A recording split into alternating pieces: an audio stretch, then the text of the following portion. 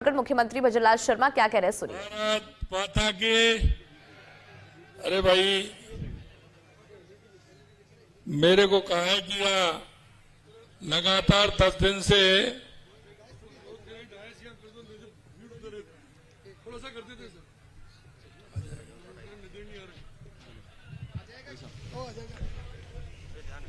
Car नहीं खुल जा।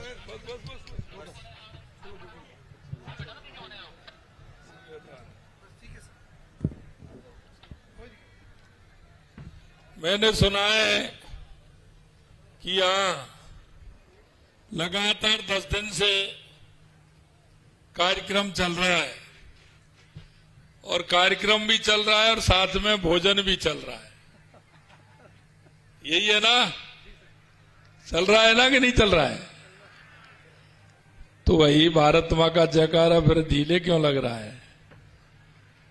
तो लगना चाहिए कि हाँ, यहाँ कोई भगवान भोलेनाथ की प्राण प्रतिष्ठा हुई है और यहाँ वो संस्कृति के लोग जो अपनी विरासत को बढ़ा रहे हैं वो यहाँ सभी इस पवित्र भूमि पर एकत्रित हुए हैं। तो बोलेंगे भारत माता की, भारत माता की, भगवान तेजा जी की, भगवान पशुपतिनाथ जी की, भगवान सावलिया सेठ की, भगवान श्री नाथ जी की, भगवान परशुराम की, भगवान एकलिंगनाथ की, भगवान मंगलेश्वर महादेव की, हमारे गौरव महाराणा प्रताप की, महाराजा सूरजमल की। आज के इस पशुपतिनाथ महादेव मंदिर की प्राण प्रतिष्ठा के अवसर पर मंच पर विराजमान आपके अपने, जिनको कि अभी आपने सुना, लोकप्रिय सांसद सम्मानीय सीपी जोशी जी, कैबिनेट में मेरे साथी मंत्री भाई कन्हैयालाल चौधरी जी, गौतम दत्त जी, विधायक जो अभी आपने सुना अर्जुन लाल जीनगर साहब, हमारे पार्टी के वरिष्ठ नेता और विधायक श्रीचंद कृपलानी जी, सुरेश धाकड़ जी, चंद्रभान आज्ञा जी, उदयलाल डांगी जी, अध्यक्ष मेवाड़ जाट समाज माधव जी चौधरी साहब, भाजपा जिला अध्यक्ष चित्तौड़ मिट्टूलाल जी जाट, जिला प्रमुख राजसमंद रतन देवी जाट, अध्यक्ष मंदिर निर्माण समिति कालूराम जी जाट, संरक्षक जाट समाज जगदीश जी रणवा और हमारे पत्रीलाल जी जाट, मंच पर विराजमान सभी हमारे आगंतुक महोदय और मेरे सामने बैठे मेरे पूजा योग बुजुर्गों, नौजवान दोस्तों और मेरी माता बहनों, सबसे पहले तो मैं आप सभी के चरणों में वंदन करता हूं, अभिनंदन करता हूं, आप सभी को मैं नमन करता हूं। मैं सौभाग्यशाली हूं क्योंकि आज सोमवार का दिन है और भगवान पशुपतिनाथ महादेव जी की मूर्ति की प्राण प्रतिष्ठा है और एक साथ आप सभी के दर्शन के लाभ हुए। निश्चित रूप से मैं अपने आप को धन्य मानता हूं और मैं आयोजकों को धन्यवाद देता हूं कि आपने मेरे को इस कार्यक्रम में बुलाकर आप सभी के दर्शन का लाभ दिया। मैं आप सभी का नमन करता हूं, वंदन करता हूं, अभिनंदन करता हूं। मेरे भाई और बहनों, ये जो स्थान है ये बहुत ही पवित्र स्थान है और मैं तो आज पहली बार यहां आया हूं, लेकिन जैसे ही मैंने मंदिर दर्शन किए, मैं वहां गया, मैं आपको कहना चाहता हूं यहां की आभा ही अलग है, यहां का वातावरण ही अलग है। ये बहुत पवित्र स्थल है, बहुत पवित्र स्थल है। मेवाड़ का हरिद्वार कहा जाने वाला ये मातृकुंडा विशाल जलधारा के लिए जाना जाता है और इसके साथ साथ ये पुण्य भूमि है। आज भक्ति और आध्यात्म की एक नई धारा का उद्गम हो रहा है। इसलिए आज का यहाँ ये महोत्सव भोलेनाथ के भक्तों द्वारा रखने पर मैं हमारे जाट समाज के सभी बंधुओं को बहुत बहुत धन्यवाद देता हूं, साधुवाद देता हूं। और यही हमारी खासियत है, हमारी संस्कृति को बढ़ाने के लिए और आगे हमारे विकास की समृद्धि के लिए इससे बढ़िया कोई कार्यक्रम नहीं हो सकता। 10 दिन से मेल मिलाप हो रहा है, रिश्तेदार भी आ रहे हैं, मिलने वाले भी आ रहे हैं, और पास के गांव के लोग भी आ रहे हैं। इतना बड़ा कार्यक्रम ये हमारे समाज में भाईचारा और हमारी संस्कृति को बढ़ाने का काम करता है। आज हमारे पूज्य संत मुनिजनों की बड़ी तपस्या और स्थानीय निवासियों की भक्ति भाव ने एक नया आस्था धाम स्थापित किया है, और ये हमारी सनातन संस्कृति में आवश्यक भी है। और आवश्यकता इसलिए कि आज मुझे पूजनीय संतों और श्रद्धालुओं की उपस्थिति में इस भव्य पशुपतिनाथ महादेव मंदिर में मूर्ति प्राण प्रतिष्ठा के आयोजन का हिस्सा बनने का अवसर मिला है। ये मेरे लिए सौभाग्य की बात है। मुझे विश्वास है कि महादेव की असीम कृपा से पशुपतिनाथ महादेव मंदिर एक महत्वपूर्ण आस्था स्थल के रूप में उभरेगा, और ये क्षेत्र आध्यात्मिक शक्ति के रूप में ये क्षेत्र जाना जाएगा। ये पशुपतिनाथ महादेव मंदिर की स्थापना के लिए मात्र टुंडिया के निवासियों को, चित्तौड़गढ़ के निवासियों को, प्रदेश भर के समस्त श्रद्धालुओं को अपनी हार्दिक शुभकामनाएं देता हूं। मैं पुनः अखिल मेवाड़ क्षेत्र जाट समाज महासभा का आभार प्रकट भी करता हूं, जिन्होंने मुझे इस पवित्र कार्यक्रम का हिस्सा बनने का अवसर दिया है। चित्तौड़ की धरती अत्यंत गौरवशाली है।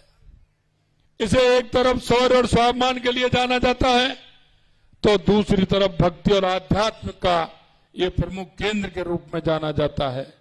इस धरती पर वीर शिरोमणि महाराणा प्रताप जैसे वीर योद्धा हुए, तो इसी धरती पर भक्ति शिरोमणि मीराबाई हुई। और यही नहीं, साथियों मैं कहना चाहता हूं, इस मेवाड़ की धरती का कण कण में भगवान शिव बसते हैं। यहाँ के आध्यात्मिक क्षेत्र जब हम देखते हैं, चाहे वो सांवरिया जी हो, चाहे श्रीनाथ जी हो, एकलिंग जी हो, चाहे हमारा सीता माता अभ्यारण्य हो, त्रिपुरा सुंदरी हो, ये सभी जगह से एक ऐसा धार्मिक स्थान है जो इसको हम धार्मिक पर्यटन के रूप में भी हम इसको विकसित कर सकते हैं। इस धरा के बासिंदे जो दृढ़ राखे धर्म की ताई राखे करतार, ये कहावत यहां है, वो अपना आदर्श मानकर सदाचरण करते हैं। मित्रों, मैं एक बात और कहना चाहता हूं, ये महाराणा प्रताप की धरती है और मैं महाराजा सूरजमल की धरती से आता हूं। ये राजस्थान के अंदर ये दो पहचान ऐसी हैं, चाहे वो महाराणा प्रताप हो या महाराजा सूरजमल हो, इन्होंने हिंदू धर्म की रक्षा के लिए इन्होंने उन आदाताइयों को, मुगलों को, जिनको खदेड़ने का काम हमारे इन्होंने ही किया था। और ये हमारी धरोहर है। इन्होंने राष्ट्र के लिए अपने आप को समर्पित कर दिया और राष्ट्र की संस्कृति और विरासत के लिए अपने आप को न्यौछावर करते हुए, हमारी आने वाली पीढ़ियों को ध्यान में रखते हुए उन्होंने जिस तरह से हमारे राजस्थान का मान और सम्मान, गौरव बढ़ाने का काम किया है। साथियों, मंदिर एवं मूर्तियों की प्राण प्रतिष्ठा भारतीय संस्कृति एवं परंपरा का अनादिकाल में हिस्सा रही है। मंदिर आस्था के प्रतीक होने के साथ ही हमारी सामाजिक एवं सांस्कृतिक चेतना के प्रमुख केंद्र भी हैं। यहां से हमारी सांस्कृतिक चेतना और हमारी संस्कृति का उदय होता है, हमारी वास्तुशिल्प और उत्कृष्टता के दर्शन भी होते हैं। मंदिरों ने हमारी परंपरा, हमारी संस्कृति, हमारे मूल्यों को संरक्षण का काम किया है। मंदिर भारतीय सनातन संस्कृति की आत्मा है, क्योंकि इन मंदिरों के माध्यम से, देवालयों के माध्यम से, हमारे इस तरह के सांस्कृतिक केंद्रों के माध्यम से हमारी विरासत को मजबूत करने का काम हम करते हैं। आध्यात्मिक क्षेत्र में भारत की जो उपलब्धियां रही हैं, जो पहचान है, उसमें मंदिरों का बहुत बड़ा योगदान है। मैं आपसे इतना ही कहना चाहता हूं, देश के यशस्वी प्रधानमंत्री नरेंद्र मोदी जी कहते हैं कि विकास भी और विरासत भी, हमारी विरासत को भी बढ़ाना है और देश के अंदर विकास को भी करना है। आपने देखा है कि देश के यशस्वी प्रधानमंत्री नरेंद्र मोदी जी के नेतृत्व में 2014 के बाद कितना बड़ा परिवर्तन हुआ है, और वो परिवर्तन हर क्षेत्र में हुआ है। चाहे हमारे गरीब कल्याण की योजनाएं हो, विकास की योजनाएं हो, चाहे हमारे आतंकवाद नक्सलवाद का खात्मा हो, या दुनिया में बढ़ता हुआ भारत का गौरव हो, ये आप देखते हैं। मैं आपसे इसलिए कहना चाहता हूं कि आपने देखा होगा 1 साल पहले हमारी सरकार बनी थी, और 1 साल में हमने जो संकल्प पत्र में जो वायदे किए थे, चाहे वो गरीब हो, चाहे वो किसान हो, चाहे मजदूर हो, चाहे हमारी महिला हो, चाहे हमारा युवा हो, हमारी सरकार ने हर क्षेत्र में काम किया है।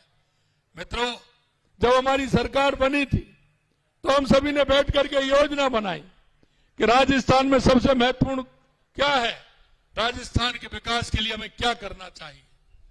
मैं आपको बताना चाहता हूं, हमने कहा सबसे आवश्यकता राजस्थान में पानी की है। अगर राजस्थान की इस प्यासी धरती को पानी मिलेगा तो निश्चित रूप से राजस्थान एक विकसित राजस्थान बनेगा, उत्कृष्ट राजस्थान बनेगा। और हमने कहा कि अगर किसान की जमीन को पानी मिलेगा तो ये तो मैं नहीं कह सकता कि आलू से सोना बनेगा, लेकिन ये जरूर कह सकता हूं कि इस जमीन से सोना निकलेगा, ये जरूर मैं कह सकता हूं। हमारा किसान धरती मां का सीना चीर करके अन्नदाता अन्न पैदा करता है। अगर उसको पानी मिल जाएगा तो निश्चित रूप से वो सोना पैदा करेगा, वो सोना पैदा करेगा। इसलिए मैं आपको बताना चाहता हूं, चाहे हमारी ईआरसीपी की योजना हो, चाहे हमारा यमुना जल समझौता हो, या हमारी देवास स्कीम हो, जो आधा पानी हमारा अरब सागर की तरफ जाता था, आधा पानी हमारा हिंद महासागर की तरफ आता है, आधा अरब सागर की तरफ जाता है, उसको देवास स्कीम के माध्यम से, एनीकट के माध्यम से और उसमें टनल के माध्यम से वो पानी आपके इस मातृकुंडा बांध के माध्यम से पूरे राजस्थान को पानी मिले, ये भी व्यवस्था हमने की है जिससे वो पानी यहां आ सके। और मैं इसलिए कहना चाहता हूं, हमारी इंदिरा गांधी नहर, उसके विकास के लिए हमने काम किया है। हमारे माई डैम के माध्यम से जमाई में पानी जाए, इससे हमारे पाली, जाल और सिरोही को भी पानी मिले। कोई भी जिला ऐसा नहीं हो जिसमें पानी की व्यवस्था नहीं हो। सबसे पहले हमने पानी के क्षेत्र में काम किया है। दूसरी हमारी आवश्यकता थी, और वो आवश्यकता ये थी कि हमारे किसान को बिजली अगर मिलेगी तो हमारी सिंचाई ठीक प्रकार से होगी। इसलिए हमने आते ही 2,24,000 करोड़ रुपए के हमने एमओयू किए।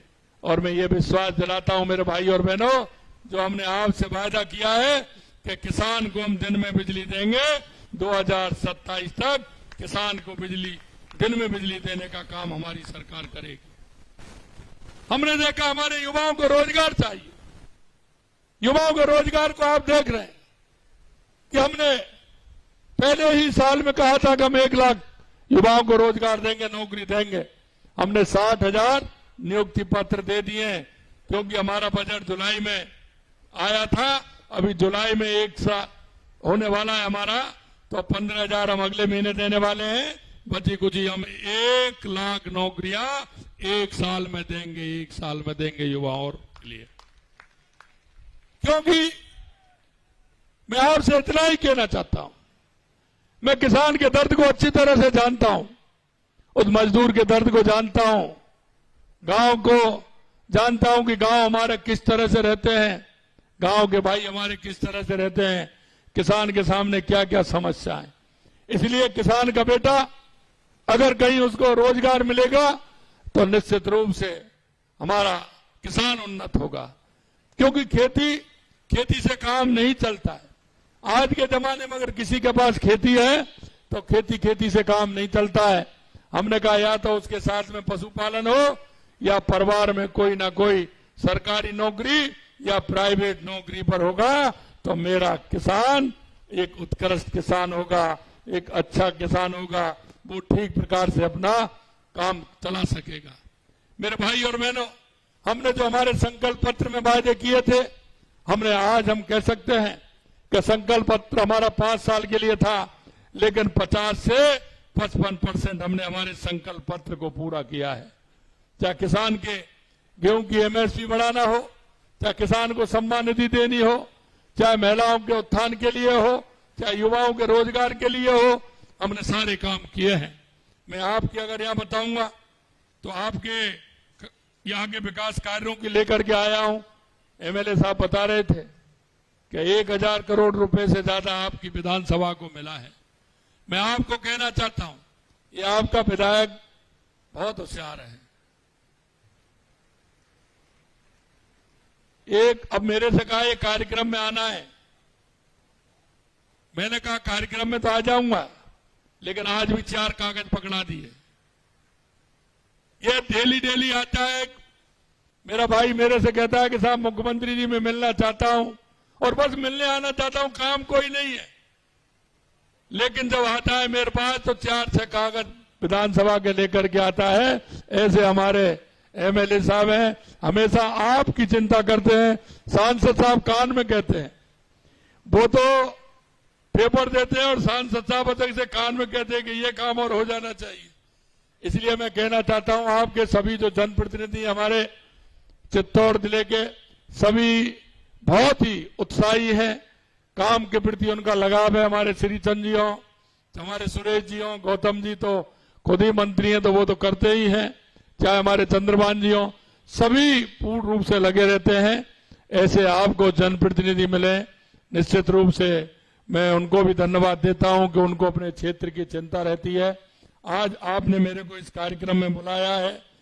1-2 बात मैंने कही है, लेकिन अंत में इतना कहना चाहता हूं, निश्चित रूप से ये बहुत अच्छा स्थान है और इस स्थान की पहचान बने। हमारी सरकार इसके लिए भी काम करेगी कि इसको किस तरह से इस पवित्र स्थान को धार्मिक पर्यटक में जोड़ करके इसका विकास हो, जिससे यहाँ के लोगों का उसका फायदा हो। निश्चित रूप से हमारी सरकार इस ओर काम करेगी। आप सभी लोग इसमें आए, माननीय आयोजकों को और आप सभी को मैं दिल की गहराइयों से पुनः बहुत बहुत धन्यवाद देना चाहता हूं। आप सभी को बहुत बहुत धन्यवाद। जय हिंद, जय भारत, जय राजस्थान। तो मुख्यमंत्री भजनलाल शर्मा को आप सुन रहे थे, किस तरह से मुख्यमंत्री भजनलाल शर्मा ने धार्मिक लिहाज से भी समझाया कि कैसे यहाँ पर देखिए धर्म की दृष्टि से, और मंदिर का भी जिक्र उन्होंने किया। उन्होंने कहा कि मंदिरों ने हमारी संस्कृति को बचाया है। तो फिलहाल चित्तौड़गढ़ से लाइव तस्वीरें हम आपको दिखा रहे हैं मुख्यमंत्री भजनलाल शर्मा की। मुख्यमंत्री भजनलाल शर्मा का यहाँ पर संबोधन भी आया। इस संबोधन में मुख्यमंत्री भजनलाल शर्मा ने क्या कुछ कहा वो आपने सुना होगा। संस्कृति की बात करते हुए नजर आए, धर्म की उन्होंने बात करी, मंदिरों की बात करी कि किस तरह से आज हमारी संस्कृति अगर जीवित है तो उसमें कहीं ना कहीं मंदिरों का भी योगदान रहा है। मंदिरों के माध्यम से हमारी संस्कृति आज भी जीवित है। दरअसल पशुपतिनाथ मंदिर पहुंचकर उन्होंने दर्शन भी किए थे, वो तस्वीरें भी हमने आपको दिखाई थी कि किस तरह से आज का दिन यहां पर मुख्यमंत्री भजनलाल शर्मा का और किस तरह के जो कार्यक्रम है वहां पर पहुंच रही हैं सूबे के मुखिया भजनलाल शर्मा। तो जानकारी आपको दे दे, मुख्यमंत्री भजनलाल शर्मा चित्तौड़गढ़ के दौरे पर हैं। मातृकुंडिया में मुख्यमंत्री भजनलाल शर्मा, जहां पर उनका स्वागत भी किया। पशुपतिनाथ मंदिर भी गए मुख्यमंत्री, जहां पर उन्होंने दर्शन करे, सुख समृद्धि की कामना की। तो बेहद खास तस्वीरें वो भी हमने आपको दिखाई। साथ ही मुख्यमंत्री भजनलाल शर्मा का यहां पर संबोधन भी हमने सुना। संस्कृति का जिक्र मुख्यमंत्री भजनलाल शर्मा ने किया। धार्मिक दृष्टिकोण से किस तरह से चित्तौड़गढ़ के अंदर विकास होना है उसका भी जिक्र मुख्यमंत्री भजनलाल शर्मा ने किया। मंदिरों की जीर्णोद्धार का भी जिक्र उन्होंने किया। और आपको बता दें कि मुख्यमंत्री भजनलाल शर्मा ने ये भी कहा कि हमारी संस्कृति को बचाने में मंदिरों का महत्वपूर्ण योगदान रहा है और चित्तौड़गढ़ की धरती वीरों की धरती है। मंदिरों ने हमारी परंपरा, हमारी संस्कृति का संरक्षण किया है। मंदिर भारतीय संस्कृति की आत्मा है।